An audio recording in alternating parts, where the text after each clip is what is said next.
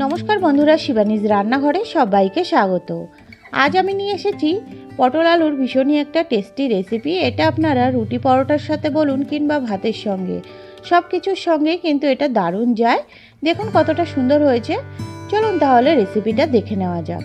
এখানে আমি দুটো মিডিয়াম সাইজের আলু এভাবে লম্বা করে কেটে নিয়েছি, আর এখানে পটলগুলো দেখুন এভাবে করে কেটে নিয়েছি। আর এখানে নিয়ে নিয়েছি দুটো মিডিয়াম সাইজের পেঁয়াজ, এভাবে একটু মোটা মোটা করে কেটে নিয়েছি। আর নিয়েছি 4 থেকে 5টা কাঁচা পাকা কাঁচা লঙ্কা, আর নিয়েছি একটা ডিম। তারপরে ডিমটার মধ্যে খুব সামান্য একটু নুন দিয়ে দিলাম, আর সামান্য গোলমরিচ দিয়ে ডিমটাকে ভালো করে একটু ফেটিয়ে নেব। দেখুন ডিমটাকে ফেটিয়ে একটা সাইডে রেখে দেব। আর এইদিকে একটা আমি কড়াই নিয়ে নিলাম, কড়াইয়ের মধ্যে পরিমাণ মতন আমি সর্ষের তেল দিয়ে দিলাম। তেলটা সুন্দর গরম হয়ে গেছে, এবার আমি ডিমের যে মিশ্রণটা করে রেখেছিলাম ওটা দিয়ে দিলাম। তারপরে একটা খুন্তির সাহায্যে ডিমগুলোকে দেখুন এভাবে করে আমি একটু ভেঙে দিচ্ছি। এভাবে করে ডিমের সুন্দর করে ভুজিয়াটা করে নেব। দেখুন এটা আপনারা দেখেই বুঝে যাবেন। এভাবে করে ডিমটা সুন্দর করে ভাজা হয়ে গেল, আমি একটা প্লেটে তুলে নিচ্ছি। এবার ওই একই কড়াইতে কিছুটা পরিমাণ আবার সর্ষের তেল দিয়ে দিলাম। তেলটা গরম হয়ে আসলো, তারপরে এখানে হাফ টিস্পুন মতন সাদা জিরে দিয়ে দিলাম ফোড়নের জন্য। ফোড়নটা সুন্দর ভাজা ভাজা হয়ে আসলে যে আলুটা কেটে রেখেছিলাম ওই আলুগুলো দিয়ে দিলাম। আলুটা দিয়ে একটু নাড়াচাড়া করে দিচ্ছি। দেখুন এভাবে নাড়াচাড়া করে দিয়ে তারপরে হাফ টিস্পুন নুন আর হাফ টিস্পুন হলুদ গুঁড়ো দিয়ে আবার একটু খুন্তির সাহায্যে আলুটার সঙ্গে মিশিয়ে নিচ্ছি সব নুন হলুদগুলোকে। এভাবে করে আমি 2 থেকে 3 মিনিটের জন্য ঢেকে দিলাম। 2 থেকে 3 মিনিট পর ঢাকা খুলে দেখুন আবার একটু নাড়াচাড়া করে দিচ্ছি আলুটাকে। আর আলুটা কিন্তু এখন 40% মতন সেদ্ধ হয়ে গেছে। এরপরে যে পটলগুলো কেটে রেখেছিলাম এভাবে পাতলা করে ওই পটলগুলোও দিয়ে দিলাম, আর তার সাথে কাঁচা লঙ্কাটাও দিয়ে দিয়েছি। এবার দিচ্ছি হাফ টিস্পুন মতো নুন আর হাফ টিস্পুন হলুদ গুঁড়ো। তারপরে আবার একটু খুন্তির সাহায্যে নাড়াচাড়া করে দিচ্ছি। দেখুন যাতে নুন আর হলুদটা ভালোভাবে পটলের সঙ্গে মিশে যায়। আর এখনই কিন্তু আমি যে মোটা মোটা করে পেঁয়াজগুলো কেটে রেখেছিলাম ওই পেঁয়াজগুলো দিয়ে দিলাম।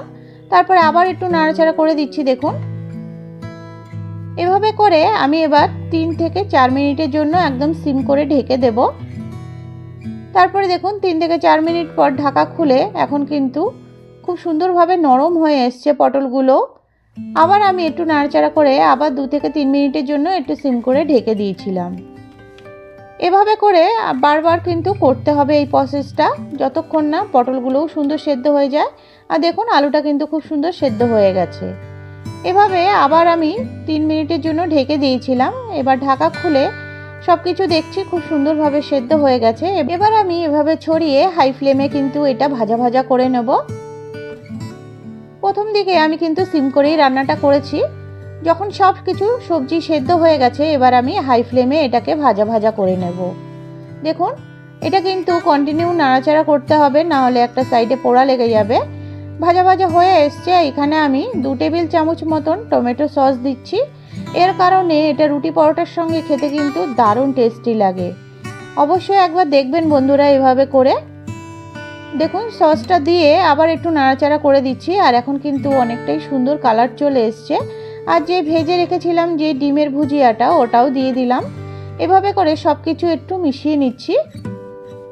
এবার আমি গ্যাসের ফ্লেমটা কিন্তু সিম করে দেব। যেহেতু সবজিটা ভাজা ভাজা হয়ে এসছে এবার আমি এখানে দিয়ে দিচ্ছি হাফ টিস্পুন মতন গরম মশলার গুঁড়ো, আর দিচ্ছি এখানে 1 টিস্পুন মতন চিনি। চিনিটা পুরোপুরি আপনাদের পছন্দ মতন কম বেশি দিয়ে নেবেন। তারপরে সব কিছু দিয়ে একটু নাড়াচাড়া করে এভাবে করে একদম সিম করে আমি 2 মিনিটের মতন ঢেকে রেখেছিলাম। দেখুন 2 মিনিট পর ঢাকা খুলে দেখুন কতটা সুন্দর হয়েছে, সবজিটা একদম নরম হয়ে গেছে।